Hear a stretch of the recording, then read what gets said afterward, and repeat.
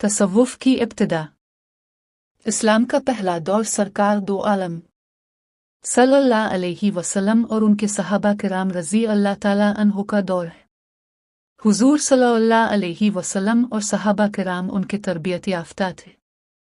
सैयदना हुजूर पाक सल्लल्लाहु अलैहि वसल्लम ने अपने मखसूस शागिर्दों को बातनी उलूम मुंतकिल किए, जिनकी तरफ बेशुमार रिवायतों में इशारात मिलते हैं।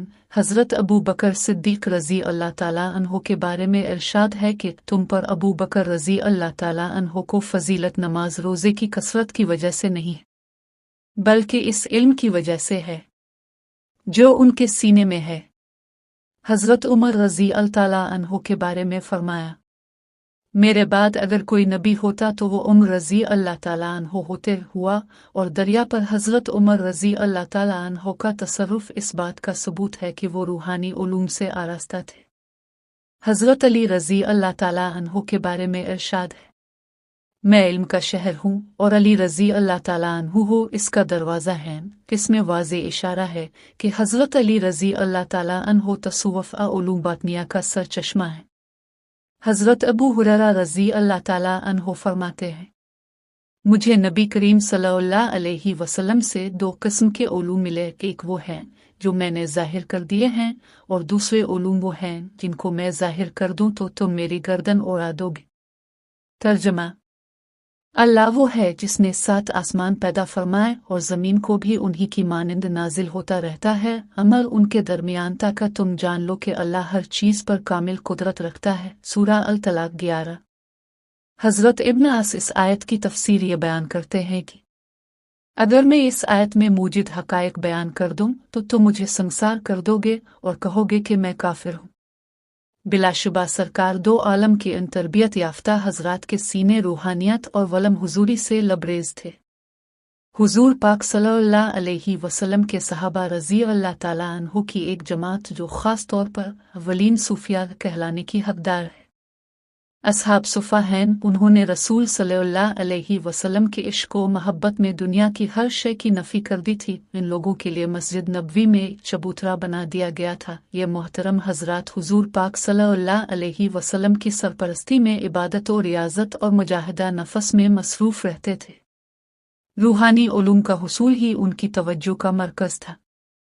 हुजूर पाक सल्लल्लाहु अलैहि वसल्लम उन्हें पसंद फरमाते थे और उनके साथ नशिस्त और बर्खास्त करते थे और उनकी ज़रूरियात का ख्याल रखते थे और लोगों को असहाबा सुफ़ा का ख्याल रखने की हिदायत फरमाते थे।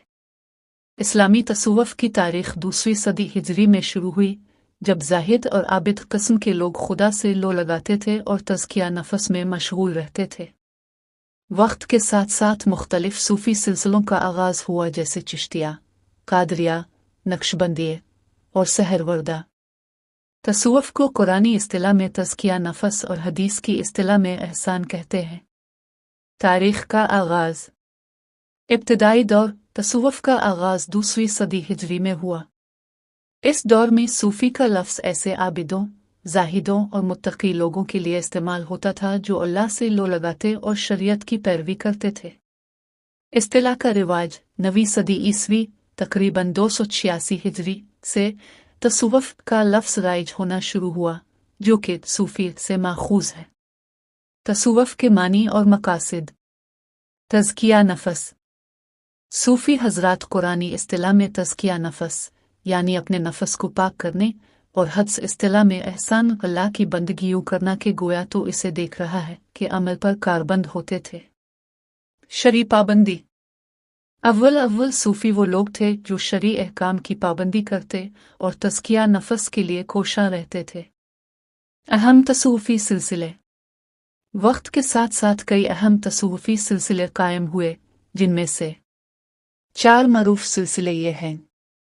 चिश्तिया, ख्वाजा मुइन अल-दीन चिश्ती की तरफ मंसूब है। कादरिया, हज़रत शेख अब्दुल कादिर जिलानी की तरफ मंसूब है। नक्शबंदी, हज़रत बाऊ अल-दीन नक्शबंदी की तरफ मंसूब है। सहरवर्दा, शेख शहाब अल-दीन सहरवर्दी के नाम से मंसूब है।